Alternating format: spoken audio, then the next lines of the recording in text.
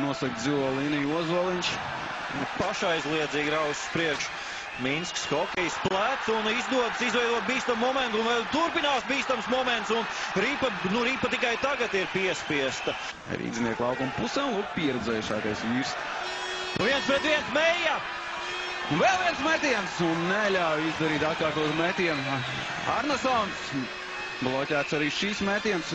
Precīzi, bet tagad ir bīstams moments. Un vēlreiz Kovaļs. Uzbrukums turpinās. Un Proseks atvair. Rīpa Zeģeļēnavam jāaizturētais sots tieši tā. Un tagad spēlēsim mazākumā.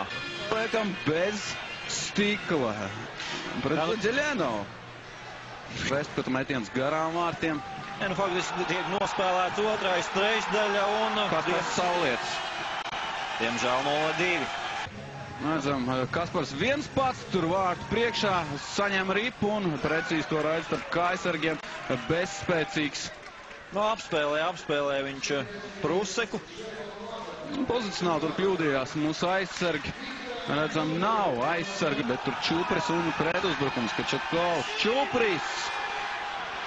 Un 44. numurs Sergejs Varlamovs 3-0. Tātad pirmie vārti viņam kontinentālajā hokeja līgā un šis faktiski trešā trešdaļa, sauksim to tā, ir sākusies mums šokējoši, jo apmēram minūtes laikā, nedaudz vairāk. Garām vārtiem un tagad metiens! Vārtī! Miķels Rēdliks 1-3 tomēr izdodas izmantot šo skaitlis, ko vairāk. Atkal Miķels Rēdliks.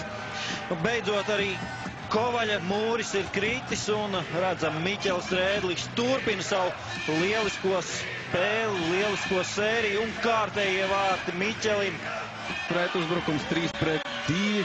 Labi, Meļeško piespēle metiens vārti. Šis mačs ir beidzies pēdējā minūtēs. Izlīdzināt rezultātu, skatāmies vēlreiz.